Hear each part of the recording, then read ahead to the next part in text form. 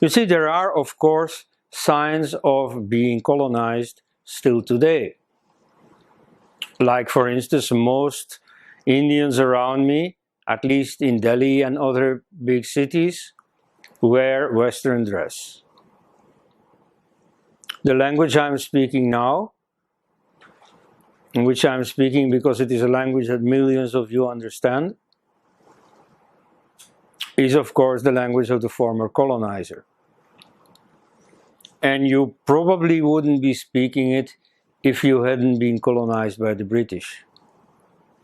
Nevertheless, by the time the British left, most Hindus wore a dhoti or some other native cloth.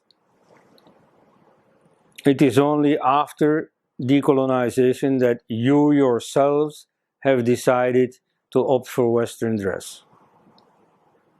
At the time of decolonization, the British saw with equanimity, fully accepting it, that the Constituent Assembly opted for a native language as the official language of government and education in India. The vote was about 50-50 between purified Hindi and Sanskrit. There were 0 votes in favor of English.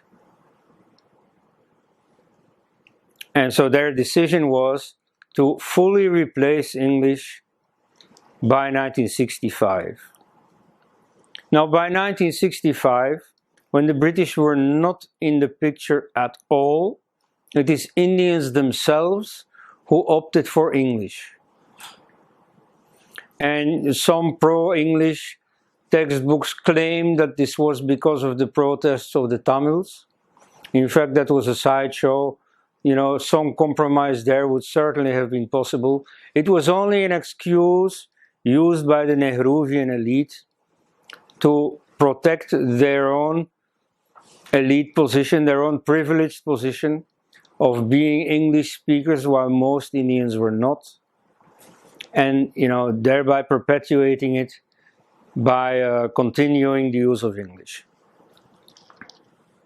So it is Indians themselves who did that. And therefore, while replacing English with native languages is very much desirable, it is not a matter of decolonization. It is Indian democracy that now revolts against the Nehruvian elite, not against the British.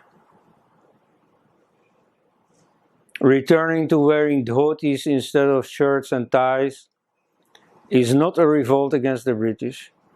It is something that Indians themselves can choose to do or can choose not to do, but at any rate, it is a matter among Indians.